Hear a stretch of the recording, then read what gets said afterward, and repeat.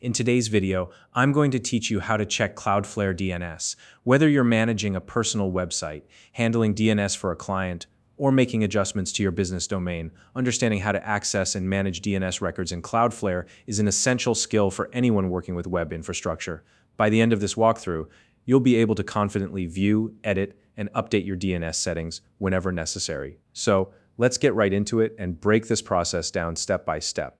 The first thing you'll need to do is log into your Cloudflare account.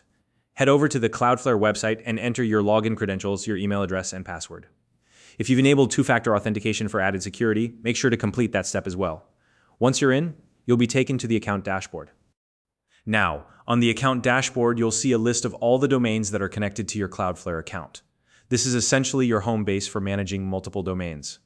Locate the specific domain you want to work with. This could be your personal blog, an e-commerce site, or any other domain you've added to your account. Go ahead and click on it to proceed. Once you've selected the domain, you'll be taken to that domain's specific dashboard. This is where all the magic happens. Your domain settings, analytics, and security configurations are all managed here.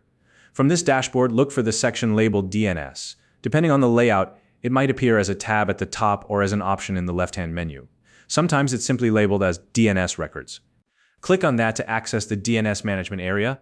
Now, you'll see a comprehensive list of all the DNS records currently associated with this domain.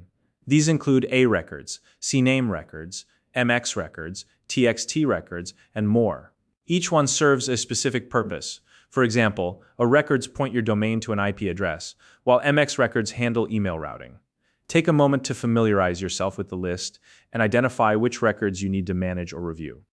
If you need to make changes to any existing DNS records, simply select the record you want to edit. Click on it, and you'll see fields where you can adjust details like the record type, the name or subdomain, and the associated value, such as an IP address or hostname.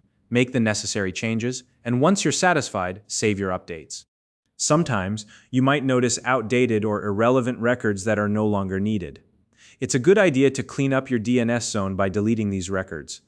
Just select the record you want to remove and confirm the deletion.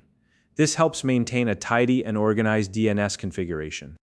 If you need to add a new record, that's simple too. Look for the option to create or add a record and then fill out the required fields. You'll need to specify the record type, such as A, CNAME, or TXT, along with the name, content, and any additional settings.